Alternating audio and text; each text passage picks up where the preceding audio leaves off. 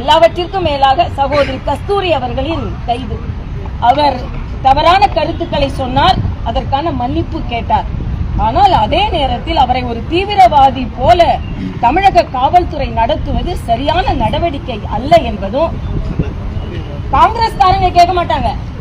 அவர்கள் மாவட்ட தலைவர், திருநெல்வேலி மாவட்ட தலைவர் கொலையுண்டு இத்தனை மாதங்கள் ஆகிறது, அந்த கொலையாளிகளை இன்னும் கண்டுபிடிக்கல.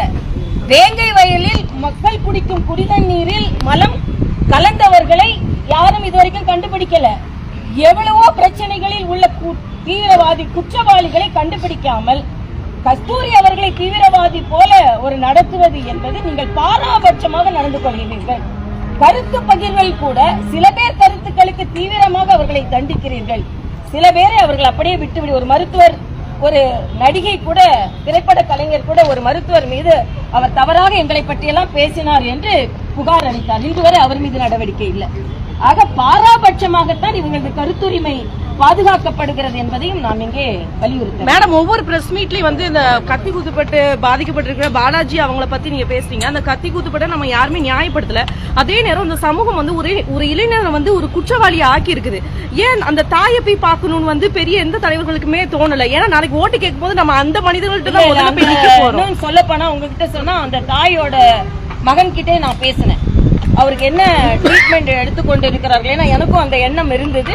நான் வந்து அந்த தம்பி செஞ்சதை நியாயப்படுத்தவே இல்லை. அந்த தம்பி வந்து நிச்சயமா அவர் வந்து ஒரு ட்ரீட்மெண்ட் எடுத்துக்கிறாங்க. அவங்க அரசாங்க மருத்துவமனை மீது அவர்கள் நம்பிக்கை இல்லாமல் அவர்கள் மறுபடியும் அரசாங்க மருத்துவமனைக்கு வர மறுக்கிறார்கள்.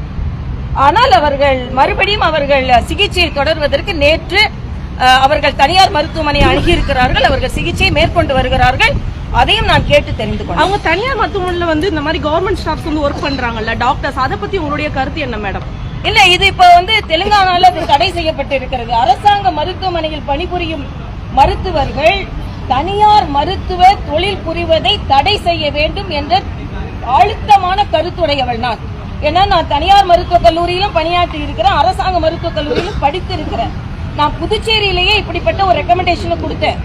ஏனென்றால் தனியார் அவர்கள் பணிபுரியும் பொழுது அரசாங்கத்தில் அவர்கள் நோய் எல்லா மருத்துவர்களையும் நான் அப்படி சொல்லல, ஆனா மருத்துவர்களின் கவனம் சிதைவுறுகிறது என்று சில நோயாளிகள் சொல்கிறார்கள். இப்ப தெலுங்கானால கூட இந்த திட்டம் கொண்டு வரப்படுகிறது, பல மாநிலங்களில் இது இருக்கிறது. அரசாங்க மருத்துவமனைகளில் பணிபுரியும் மருத்துவர்கள் தனியாக தொழில் செய்வது தடுக்க வேண்டும்.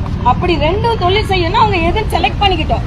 ஆனா அரசாங்க மருத்துவமனைகளில் பணிபுரியும் மருத்துவர்கள் அரசாங்கத்தில் மட்டும்தான் பணிபுரிய வேண்டும் என்று ஒரு திட்டம் வந்தால் இன்னும் அவர்கள் கவனம் முழுமையாக இருக்கும் என்பது எனக்கு.